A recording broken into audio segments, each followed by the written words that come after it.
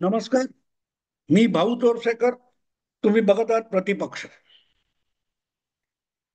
मित्रांनो, सध्या त्या मुलींच्या किंवा महिला क्रिकेट टीमने जो विश्वचषक जिंकलेला आहे त्याचा इतका गाजावाजा चालू आहे की त्या टीम मधल्या एकेका महिला खेळाडूचं घर काय, तिची पार्श्वभूमी काय, हे सांगण्यामध्ये सगळीच्या सगळी माध्यमं इतकी गर्क झालेली आहेत.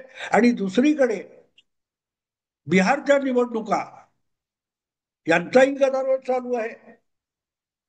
आणि मला अशा वेळेला एक गोष्ट आठवली की महिला क्रिकेटपटूंनी ज्या पद्धतीत ही निवडणूक जिंकली, आपली ही टुर्नामेंट जिंकली, त्या टुर्नामेंटमध्ये जगाच्या एक एक संघाला अतिशय अटीतटीची लढत देऊन हरवून या महिला टीमने किंवा मुलींनी तो विश्वचषक जिंकलाय.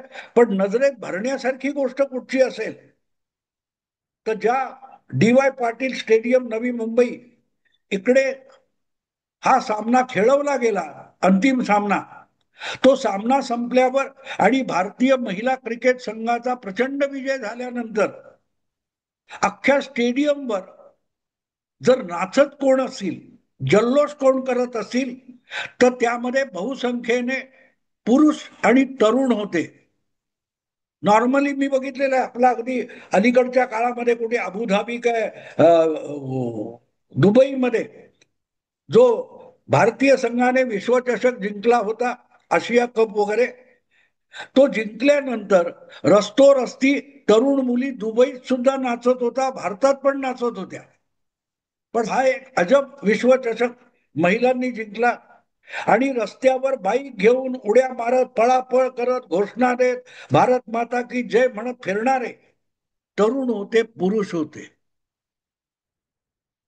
महिलांचा यापेक्षा मोठा सन्मान असू शकत नाही. काहीतरी 400 कोटीपेक्षा अधिक लोकांनी हा विश्वचषक महिला सामना बघितला वेगवेगळ्या चॅनेलवर जगभर, अशीही बातमी आली. पण ती महत्वाची नाही. याची सुरुवात कुठून होते बघा. याची सुरुवात कुठून होते. मी आजच आता हा व्हिडिओ करण्यापूर्वी थोडा वेळ मिताली राज नावाची जी यापूर्वीची महिला क्रिकेट संघाची कर्णधार होती आणि बॅटिंग मध्ये तिने अनेक रेकॉर्ड केलेले आहेत, या नव्या टीमच्या विजयानंतर तो विश्वचषक होता, तो त्या मुलींनी अगत्याने मिताली राजकडे पण सोपवला की याची सुरुवात तू केली होतीस, आम्ही फत्ते केली. ही जी भावना असते, आज जिंकलेल्या टीम मध्ये मिताली राज नाहीये, पण 10-15 वर्षापूर्वी कधीतरी मिताली राज ही भारतीय महिला क्रिकेट संघाची कर्णधार होती. आणि तिने जे एक एक पराक्रम तिच्या टीम पासून सुरू झाली. मला वाटते आजची कर्णधार हरमनप्रीत कौर पण तिच्या मिताली राजच्या टीम मध्ये खेळाडू होती. पण आपण सुरुवात कुठून केली, आपण वाटचाल सुरुवात कुठून केली होती, याचं भान या टीम मधल्या सगळ्या खेळाडूंना आहे. आणि त्याची ही सुरुवात मी मुद्दाम सांगेन परत एकदा की अशी अचानक होत नसतो. एवढा मोठा पराक्रम हा अचानक होत नसतो, दीर्घकालीन प्रयत्नातून होत असतो. आणि जर त्याला योग्य वेळेला बुस्टर मिळाला तर तो बुस्टर अतिशय मोठा पराक्रम घडवून जातो. मित्रांनो, 2014 मध्ये नरेंद्र मोदी देशाचे पंतप्रधान झाले आणि त्यांनी सातत्याने एक घोषा लावला जो आता भिंती भिंतीवर वाचायला मिळतो, बेटी बचाव बेटी पढाव. कुठे बसच्या मागे, कुठे ट्रकच्या मागे, कुठल्या कंपाऊंडच्या भिंतीवर ही घोषणा लिहिलेली असते, बेटी बचाव बेटी पढाव. भ्रूण हत्येतून मुली मारल्या जात होत्या त्या हरियाणामध्ये आज मुलींची संख्या मुलांच्या प्रमाणात वाढताना दिसते. आणि हे सगळं अचानक झालेलं नाही. मग त्या फोगाट भगिनी असतील, ज्यांनी साक्षी नावाची पहिलवान महिला असेल, ह्या महिला अचानक पुढे आल्या नाही, होत्या, पण त्यांना तितकं प्रोत्साहन मिळत नव्हतं जे प्रोत्साहन गेल्या 10-11 वर्षामध्ये मिळते. बेटी बचाव बेटी पढाव हा एक प्रकारचा सॉफ्ट पॉवर ज्याला म्हणतात, हळूहळू करत पुढे सरकणारा, इव्हॉल्व्ह होणारा विषय. त्यामुळे मुलगी ही मुला इतकीच महत्वाची असते. हे हळूहळू करत जेव्हा पंतप्रधान बोलत राहतो, त्यासाठी अगत्य दाखवतो, तेव्हाच हे असे पराक्रम होत असतात. बांगड्या भरा असं आपण म्हणत होतो, बांगड्या भरा. बांगड्या भरा म्हणजे काय? बांगड्या भरणं म्हणजे स्त्रीचं लक्षण आहे. आणि स्त्री ही लढवय्या नसते, ही त्यामागची कल्पना आहे. बांगड्या भरा याचा अर्थ तुम्ही जिंकू शकत नाही, तुमच्यात हिंमत नाही, तुमच्यात कर्तृत्व नाही, हे सांगण्यासाठी स्त्रीचं प्रतीक म्हणून बांगड्या भरा हा शब्द होता. आज तो शब्द, किती शब्दावली या मुलींनी खोटी ठरवलेली आहे, की या देशाच्या मुली रडत बसणाऱ्या नाहीत. आणि लक्षात घ्या मित्रांनो, या मुली देशाच्या कानाकोपऱ्यातून, वेगवेगळ्या भागातून आलेल्या आहेत. उत्तर प्रदेश असेल, पंजाब असेल, आणखीन कुठे पुण्यातली सांगलीची कोण मुलगी आहे, मला त्यांची नावं पण सांगता येत नाही, पण मी जे ऐकलंय, कानाकोपऱ्यातून आणि सामान्य घरातून पुढे आलेल्या मुली आहेत. सामान्य घरातून. वडील होते म्हणून मुलगा खेळतोय, मुलगा खेळतो म्हणून नातू खेळतोय, असं नाहीये. मोदींनी सत्तेत आल्यापासून, पंतप्रधान झाल्यापासून भारतीय तरुणांच्या मनात, भारतीय नागरिकांच्या मनात एक महत्वाकांक्षा निर्माण केली, अम्बिशन निर्माण केली. त्याचे हे परिणाम वेगवेगळ्या भागात दिसत आहेत.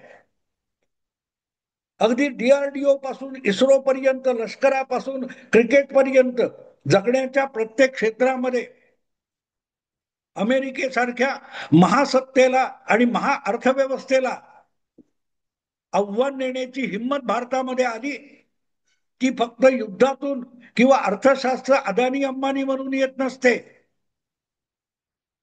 समाज जीवनातला पुरुषार्थ जागवला की तो समाज इतका एकवटत जातो की मला काय मिळणार नाही, आम्हाला काय मिळणार, आपल्याला काय मिळणार, आपल्या देशाला काय मिळणार, आपल्या समाजाला काय मिळणार, आपल्या समाजासाठी आपण काय करतोय, ही जी धारणा निर्माण होत जाते, तिचा प्रभाव आपल्याला दिसतो. आणि म्हणून आज मी हा विषय तुमच्या समोर मांडतोय, तेव्हा अनेकदा तुमच्या समोर उत्तर असतं, पण ते बघता येत नाही, ऐकता येत नाही, समजून घेता येत नाही, अनुकरण करता येत नाही. या मुलींनी काय केलंय, ज्या पद्धतीत विराट कोहली किंवा कोणतो रोहित शर्मा ते अगत्याने त्या सामन्याच्या वेळेला हजर होते आणि आपण जिंकलो, त्याचं श्रेय रोहित भैयाला आहे, हे पण ती महिला कर्णधार सांगते. कारण त्यांच्या खेळावर सुद्धा बारीक लक्ष ठेवून भारताचे जे पुरुष क्रिकेटियर होते ते अगत्याने त्यांच्या खेळावर लक्ष ठेवून होते, त्यांना सूचना देत होते, सल्ला देत होते, मार्गदर्शन देत होते, विचार विमर्श करत होते. या सगळ्याचा परिपाक हा विश्वचषक जिंकण्यामध्ये झाला, असं ती काय हरमनप्रीत कौर कर्णधार आहे ती सांगते. त्याचा अर्थ समजून घ्या. या विजयाचं श्रेय कोणाला आहे? त्या जेमिमाला आहे की कोणती स्मृती मंदाना किंवा हरमनप्रीत किंवा कोणती दीप्ती शर्मा यादव कोण असतील? नो मित्रांनो, त्या प्रत्येकाला त्या प्रत्येकाला संघ जिंकवायचा होता, भारताला जिंकवायचं होतं आणि भारताला सन्मान्य यश मिळवून द्यायचं होतं. ते यश आपल्यापैकी कोणा एकाच नाहीये, आपल्या सगळ्यांचं आहे. ही जी संघ भावना होती, त्या संघ भावनेचा तो विजय झालेला आहे.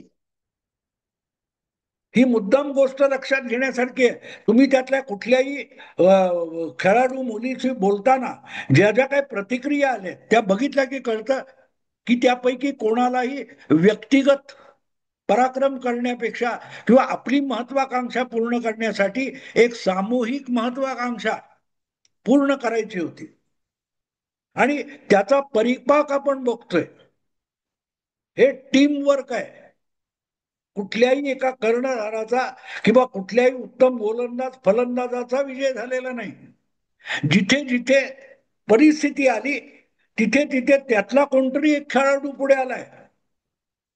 कुठे त्या जेमिमाने सेंचुरी मारली की शेवटच्या फायनलच्या सामन्यामध्ये त्या एकट्या मुलीने काहीतरी 5 विकेट काढल्या, नाही तर सामना हातातून जात होता. म्हणजे जिथे कोणी नसेल, हे सगळे तुकाराम ओंबळे सारखे खेळले मित्रांनो. आठवतो तुकाराम ओंबळे? 16-17 वर्ष होऊन गेली. अजमल कसाबची टोळी मुंबईवरून हल्ला करत होती. 100, 150, 200 माणसं त्यांनी किडा मुंगीसारखी मारली. 800-700 माणसं जखमी झाली आणि 25-30 हजाराचा मुंबईतला पोलीस फोर्स या 10 जिहादींना रोखू शकत नव्हता. पळापळ झालेली होती. अशा वेळेला ज्याच्या हातात एक दंडुका होता, पिस्तूल बंदूक सुद्धा नव्हती, असा माणूस, एक सामान्य पोलीस कॉन्स्टेबल तुकाराम ओंबळे, त्याने त्या गिरगाव चौपाटी नजीक धाव घेतली आणि अजमल कसाबची गाडी थांबली होती तेव्हा त्याच्या अंगावर झेप घेतली, त्याला मिठी मारून. त्याने झाडलेल्या सगळ्याच्या सगळ्या गोळ्या आपल्या पोटात घेतल्या, पण अजमल कसाबला सोडला नाही. ते एका तुकाराम ओंबळेने तो सगळा कसाब टोळीचा खेळ संपवला. मग बाकीचे धावले, पण त्या क्षणी कोणीतरी एकाने पुढाकार घ्यायला पाहिजे. कारण अख्ख्या देशाची अब्रू आणि सुरक्षा ही माझ्यावर अवलंबून आहे असं वाटून जेव्हा माणूस पुढे जातो, तो शूरवीर पराक्रमी असतो. आणि या महिला टीम मध्ये प्रत्येकाला ते वाटतं, तर मला काय मिळणार आहे महत्वाचं नाहीये, माझ्या टीमला, माझ्या देशाला काय मिळणार आहे, माझ्या देशवासियांचा आनंद किती मोठा असेल, तो माझ्यापेक्षा मोठा असेल. एकाही मुलीमध्ये अहंकाराचा लवलेश नाहीये.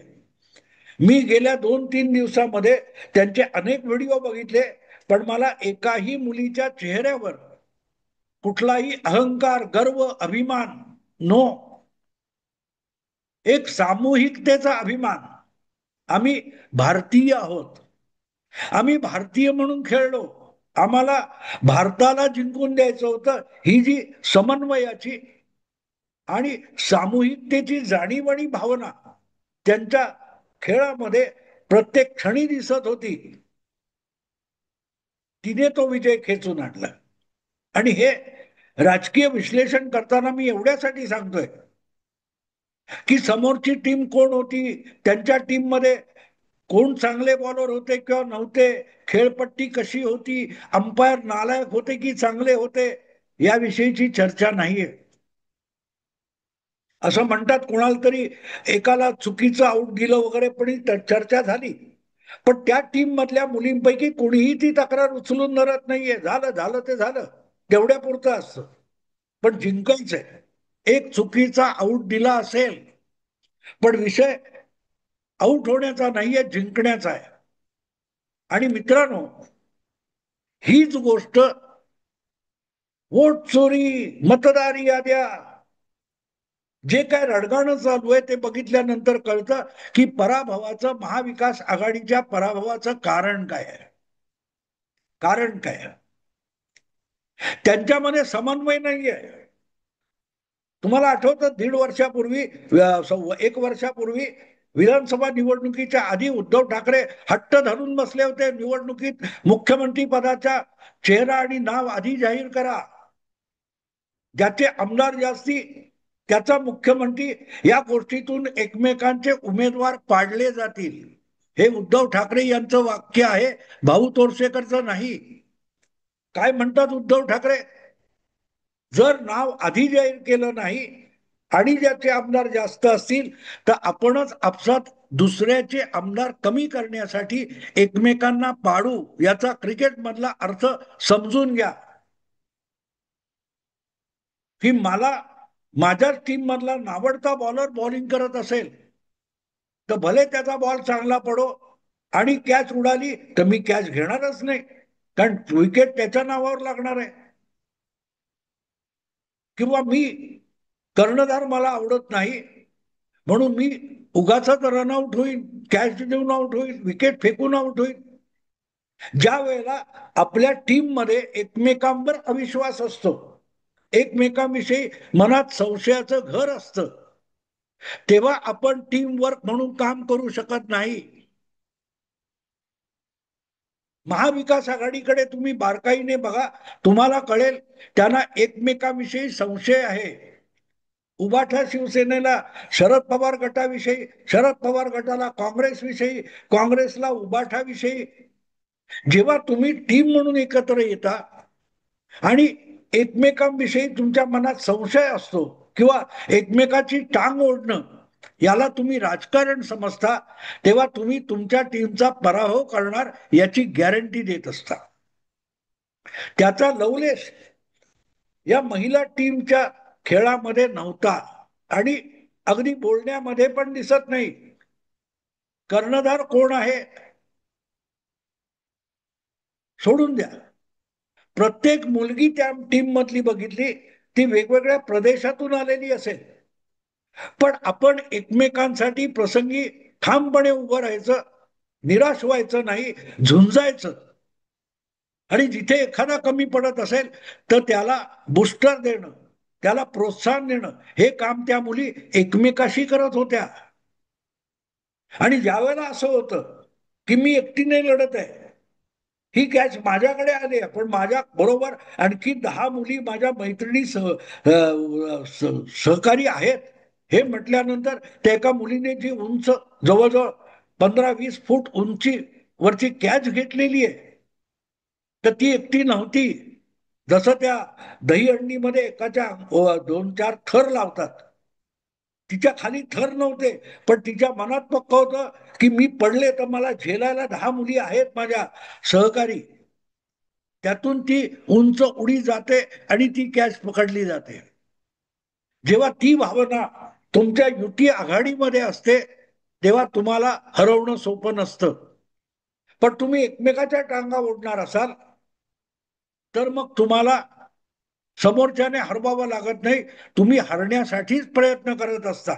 आणि आज देखील काय त्या स्थानीय निवडणुका समोर आल्या असताना ज्या प्रकारे महाविकास आघाडीतले पक्ष एकमेकांकडे संशयाने बघतायत, आम्हाला राज ठाकरे नको, उद्धव सुद्धा नको, ही जी भाषा काँग्रेसकडून होते, किंवा राज ठाकरे अजूनही महाविकास आघाडीत येऊ असं म्हणत नाहीत, हा विषयीचा जो अविश्वास आहे तोच तुम्हाला परत एकदा पराभवाकडे घेऊन जाणार आहे.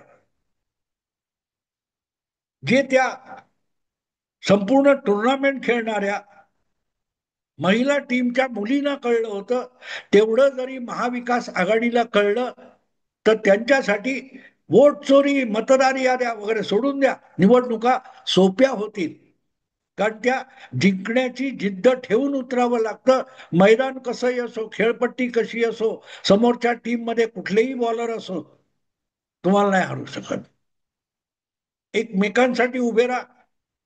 माझ्यापेक्षा त्याचे जास्त आले चालतील, तो माझा मित्र पक्ष आहे, ही भावना आणा. आणि बघा, 132 भाजपचे आमदार आले, एकनाथ शिंदेचे 57 आले, अजितदादांचे 41 आले. त्याचं नेमकं कारण ते आहे, ती जी महिला क्रिकेट टीम मधली परस्परांविषयीची आस्था, आपुलकी ती युतीत होती. त्या युतीने त्यांना 232 जागा दिल्या.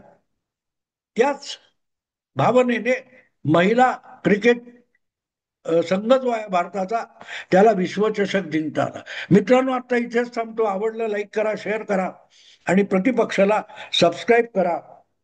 नमस्कार.